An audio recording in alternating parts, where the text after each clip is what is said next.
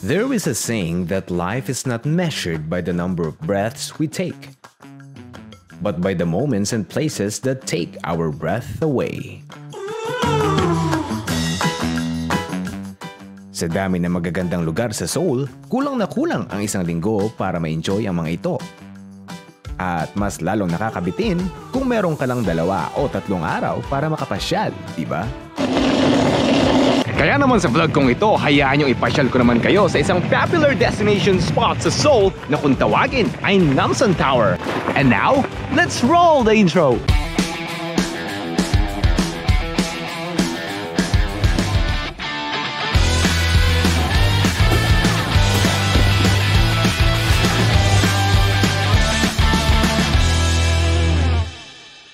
Nakahingal kasi nakamas tayo to prevent being infected by the COVID-19 virus. Back in 2020, naisip namin mamasyal sa Namsan Tower na matatagpuan dito sa Seoul, pero dahil sa mga restrictions caused by the pandemic, hindi natin masyadong na-enjoy ang nature sa paligid ng tourist destination na ito.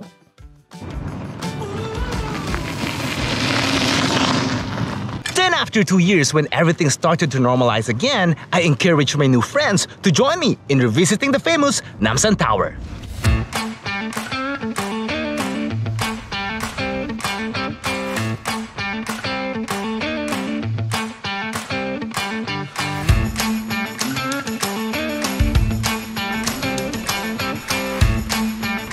Before we continue, like and subscribe to my channel and ring the bell button para siguradong mapanood nyo din kabayan ang iba kong mga videos. Sa pag-akyat ng Namsan Tower, maaaring sumakay ng cable car, bus o kaya naman manumanong dumaan sa walking trail paakyat ng Namsan Tower. In our case, pinili na naming sumakay ng cable car upang makatipid sa oras at nang makauwi na rin na maaga. At dahil na rin siguro, pagod na kami on our 3rd day of Seoul adventure.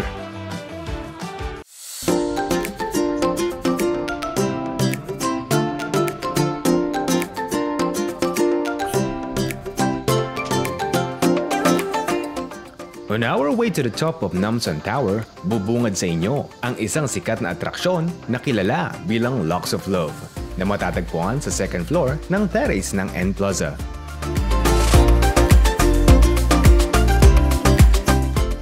The Locks of Love is a popular location for people to hang locks that symbolize eternal love and has been depicted in many Korean television shows, dramas, and movies for this reason.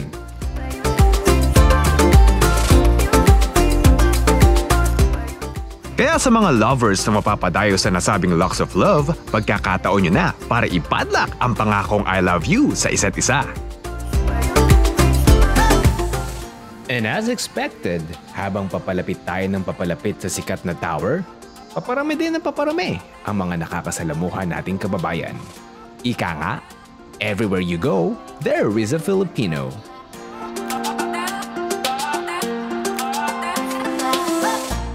Para sa mga kababayan nating naghahanap ng mabibilhan ng mga souvenirs, matatagpuan lang ito sa paanan ng mismong Namsan Tower. At kahit saan naman mga destination spots ay hindi mawawala ang mga souvenir stores na katulad nito. Pero paano nga ba naging espesyal ang tower na ito?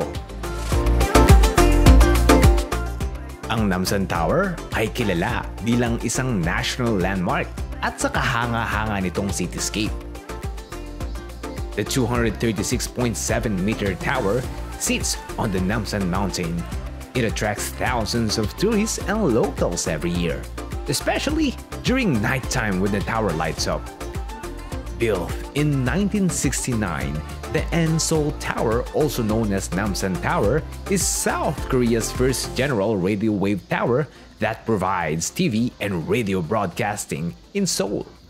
At hanggang sa ngayon, ang tower pa rin ito ang nagtatransmit ng signal sa mga major Korean media outlets.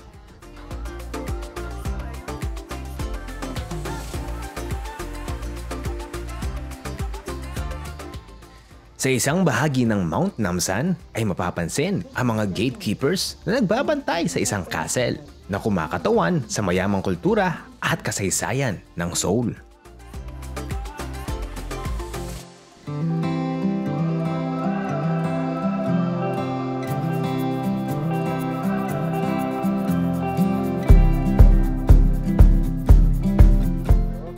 Siyempre, kahit saan gumala ang barkada, hindi mawawala ang mga kengkoy moments na kagaya nito.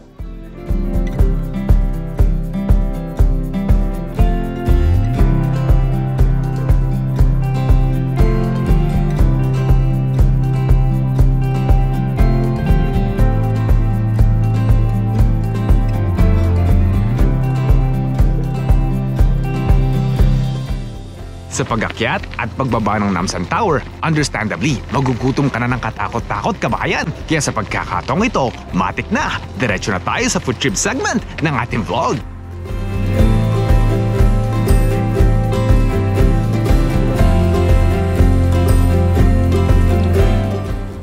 Lakad, lakad, lakad. Sa lahat ng klase ng adventures, importante kabayan na laging may laman ang ating sikmura. On the last leg of our soul journey, na-miss ng barkada ang pagkain Pinoy. At alam niyo ba kabayan, dito sa Yewa Market, matatagpuan ang mga produkto at pagkain Pinoy na hanap ng nagugutom nating sikmura. Unlimited rice tayo. Yes sir, may ano sir dito. Uyo, may bulaklak oh. Aba, aba, aba. Pati pala ang Jollibee Peach Mango Pie. Nakarating na rin pala ng Korea. Peach mango pie? Welcome to my vlog. 7,000 lang, unlimited ang rice. Si ate talaga nagpapatawa. Magkano po pag isang nito? Ha? Hindi, tatlong ulam. Tatlong Package. ulam po, 7,000. Ano na siya, package na. Magkano pong kanin? Unlimited ang rice. So sa madaling salita, sa halagang 7,000 won o mahigit kumulang 300 pesos ay meron tayong tatlong klaseng ulam at unlimited rice.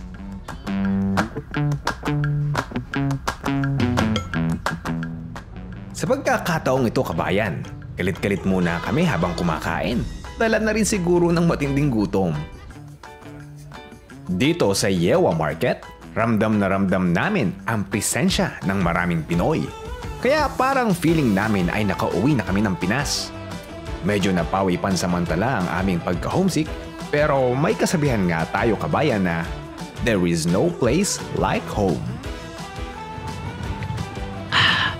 Kabayan, kung trip mo tong content ko, kung trip mo lang ha, please like and subscribe to my Project Polly YouTube channel and click the bell notification button to be notified for my next videos.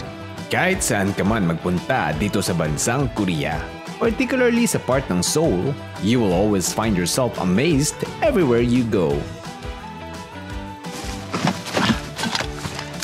Kaya sa aking mga kababayan na nag-aaspire mamasyal sa bansang South Korea, I hope my vlog gives you ideas where to set your feet on your next travels.